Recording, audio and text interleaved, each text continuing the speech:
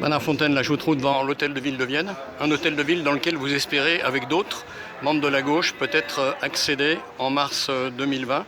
Qu'est-ce qui fait qu'on peut être tout à la fois professeur dans l'enseignement public et puis vouloir être candidat aux élections municipales dans une mairie sans doute pas très facile, puisque ça fait plusieurs mandats qu'elle est tenue par les Républicains?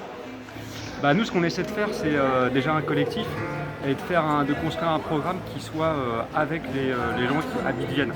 C'est-à-dire que ne pas présenter un programme définitif qui va être ficelé d'avance, mais quelque chose qui soit fait sur mesure en quelque sorte et qui vienne vraiment des gens.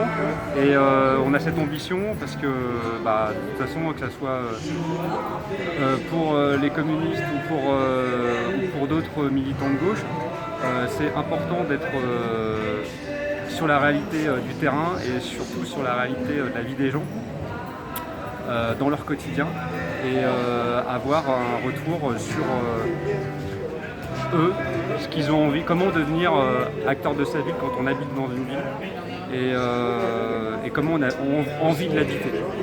Alors aujourd'hui, au plan national, entre la gauche, c'est pas le grand amour en toutes les composantes. Il y avait bien sûr hier un rassemblement autour de Clémentine Autain qui a essayé de rassembler différentes sensibilités de la gauche. Vous voyez, c'est absolument nécessaire que la gauche soit rassemblée dans sa diversité de sensibilités pour pouvoir justement porter les besoins de la population.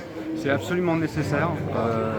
On l'a vu aux dernières élections, qu'il y ait un rassemblement qui se fasse à gauche, et c'est ce qu'on essaye localement et humblement de faire ici à Vienne. Parce que y a beaucoup de réformes, qui sont passées, qui vont à l'encontre d'une politique sociale, qui vont à l'encontre de l'intérêt des gens et du collectif. Et c'est quand même préoccupant. Et si déjà d'un point de vue local, on essaye de se réunir et de construire des choses qui vont dans notre sens, dans le sens des gens, et ça sera déjà bien. Pour un jeune comme vous, c'est encore réconfortant, enthousiasmant de s'engager en politique? Pour moi, c'est une nécessité. Pour essayer de ne pas subir au quotidien ce qu'on nous impose et c'est vivre le mieux possible. Je suis désolée,